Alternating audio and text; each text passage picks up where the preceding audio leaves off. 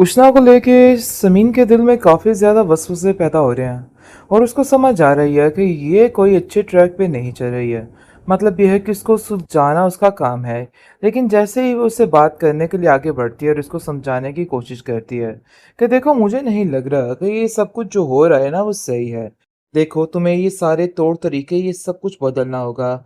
जिसको सुनकर वो गुस्से में आ जाती है और कहती है कि आखिर तुम होती कौन हो मुझसे ये सब कुछ कहने वाली। तुमने जो कुछ करना था ना सो कर लिया है। अब मुझे मेरी ज़िंदगी मेरी मर्ज़ी के मुताबिक जीने दो। मतलब ये है कि उष्णा को बस यही पड़ा हुआ है टेंशन कि वो जितनी जल्दी हो सके अमीर तरीन खातून बन जाए। इसके अलावा उस लड़की का और कोई भी मकसद बाकी नहीं है। लेकिन बहुत जल्द इसको इन सब चीज़ों की समझ आ जाएगी, जब फिर दोबारा से वो ठोकर खाएगी और फिर इसके पास कोई भी नहीं रहेगा। अभी तो सारा मामला समीन ने संभाल लिया था, लेकिन अब ऐसा नहीं होगा। अब इसको जिल्लत के सिवा कुछ भी नहीं मिलने वाला। मारिया साफ साफ कह देती है समीन को कि देखो तुम्हें अपनी बहन पे नजर रखनी चाहिए। न जाने कौन सी ऐसी बातें हैं जो वो तुमसे छुपा रही है, लेकिन मुझे उसके बारे में काफी ज्यादा बातों का इल्म हुआ है। तो आगे से वो इस बात को पीछे कर देती है, मतलब जाया कर देती है। दिल में तो उसके बाद बैठ जाती है कि आखिर क्या हुआ था और क्या नहीं। लेकिन अब जाकर उसको इन सब चीज़ों का अंदाज़ा हो गया है कि अब उसको क्या करना है। बहरहाल जी, अब देखेंगे इस बात को लेके इतनी परेशान है क्योंकि वो जानती है कि कमाल भी कभी उसको घर में सुकून से नहीं बैठने देगा और उष्णा है कि अपने किसी चीज़ में सही होने का नाम ही नहीं ले रही। वो कमाल से कहती है कि मैं तुम्हें अब कभी ना देखूं दोबारा, तुम उसका पीछा करो। मुझे ऐसा लगता है कि ये जो कुछ हो रहा है ना, तुम जानबूझकर उष्णा के साथ कर रहे हो, सिर्फ और सिर्फ उसको बढ़ावा देने के लिए और पैसे की लालच, क्योंकि तुम जानते हो कि उसकी कमजोरी पैसा है। जिसको सुनकर वो साफ-साफ कहता है कि इन सब चीज़ों में मेरा कोई भी अमल दखल नहीं, मुझे शामिल मत करो। ऊपर से शायला ये बातें देख लेती है और सुन लेती है और कहती है कि आखिर तुम्हारी हिम्मत कैसे हुई मेरे शोहर पर ये सारे इल्ज़ामात लगाने की? मुझे तो इन सब चीज़ों की समझ नहीं आ रही कि आखिर तुम क्यों उसके पीछे हाथ धो के पड़ी हुई हो। समीन उसको यकीन दिलाने की कोशिश करती है और कहती है कि शायला ऐसा कुछ नहीं है, तुम्हें ज़रूर कोई गलतफहमी हुई है। देखो अपने दिल से सारे वहमो गुमान निकाल दो। मैं आप लोगों का बुरा नहीं चाहती, लेकिन पता नहीं तुम लोगों को ऐसा क्यों लगता है कि जैसे मैं कुछ बुरा करने लगी हूँ आप लोगों के साथ। तुम अभी तक मुझे दिल से एक्सेप्ट क्यों नहीं कर रही हो? लेकिन शायला कहती है कि तुम्हें तो मैं कभी ज़िंदगी में दिल से एक्सेप्ट ना करूँ, क्योंकि तुम मेरी पसंद नहीं हो। अगर देख लेना मुझे मौका मिला ना इदरान, मतलब अपने भाई की ज़िंदगी में किसी को लाने का, तो मैं मारिया का इंतखाब करूँगी। वो इस घर में बेहतरीन बन के रहेगी और हर चीज़ ठीक रहेगी।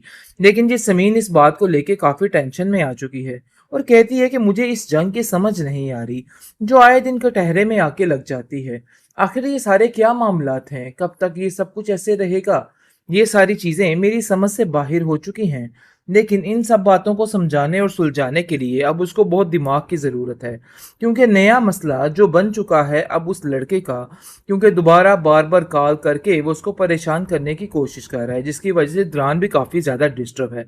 लेकिन वो ये सारी बातें द्रान को नहीं बताती है, क्योंकि जानती है कि अगर कोई बात खुल गई तो मामला सारा उसके ऊपर ही आ जाएगा, जिसकी वजह से वो खामोश रह जाती है। लेकिन उसको सारी बातें इमरान के साथ करनी चाहिए थी, ताकि उसे भी पता चले कि इन सब चीज़ों में इसकी कोई गलती नहीं है और ये पता नहीं क्यों अपने आप को इन सब चीज़ों में कसूरवार ठहरा के साइड पे होके बैठ जाती है। लेकिन मारिया और कमाल इन सब चीज़ों का फ़ायदा उठाएंगे और अब इमरान के दिल में इसके लिए बेजा नफरत पैदा कर देंगे, ताकि इन दोनों को हमेशा हमेशा के लिए एक दूसरे से दूर कर दिया जाए। उष्णा को लेके समीन के दिल में काफ़ी ज़्यादा वसवसे पैदा हो रहे हैं और उसको समझ आ रही है कि ये कोई अच्छे ट्रैक पे नहीं चल रही है। मतलब यह है कि उसको सुलझाना उसका काम है। लेकिन जैसे ही वो उससे बात करने के लिए आगे बढ़ती है और उसको समझाने की कोशिश करती है कि देखो मुझे नहीं लग रहा कि ये सब कुछ जो हो रहा है ना वो सही है। देखो तुम्हें ये सारे तौर तरीके ये सब कुछ बदलना होगा। जिसको सुनकर वो गुस्से में आ जाती है और कहती है कि आखिर तुम होती कौन हो मुझसे ये सब कुछ कहने वाली। तुमने जो कुछ करना था ना सो कर लिया है। अब मुझे मेरी ज़िंदगी मेरी मर्ज़ी के मुताबिक जीने दो। मतलब ये है कि उष्णा को बस यही पड़ा हुआ है टेंशन कि वो जितनी जल्दी हो सके अमीर तरीन खातून बन जाए। इसके अलावा उस लड़की का और कोई भी मकसद बाकी नहीं है। लेकिन बहुत जल्द इसको इन सब चीज़ों की समझ आ जाएगी, जब फिर दोबारा से वो ठोकर खाएगी और फिर इसके पास कोई भी नहीं रहेगा। अभी तो सारा मामला समीन ने संभाल लिया था, लेकिन अब ऐसा नहीं होगा। अब इसको ज़िल्लत के सिवा कुछ भी नहीं मिलने वाला। मारिया साफ-साफ कह देती है समीन को कि देखो तुम्हें अपनी बहन पे नज़र रखनी चाहिए। न जाने कौन-सी ऐसी बातें हैं जो वो तुमसे छुपा रही है, लेकिन मुझे उसके बारे में काफ़ी ज़्यादा बातों का इल्म हुआ है। तो आगे से वो इस बात को पीछे कर देती है, मतलब ज़ाया कर देती है। दिल में तो उसके बात बैठ जाती है कि आखिर क्या हुआ था और क्या नहीं। लेकिन अब जाकर उसको इन सब चीज़ों का अंदाज़ा हो गया है कि अब उसको क्या करना है। बहरहाल जी, अब देखेंगे इस बात को लेके इतनी परेशान है क्योंकि वो जानती है कि कमाल भी कभी उसको घर में सुकून से नहीं बैठने देगा और रुशना है कि अपने किसी चीज़ में सही होने का नाम ही नहीं ले रही।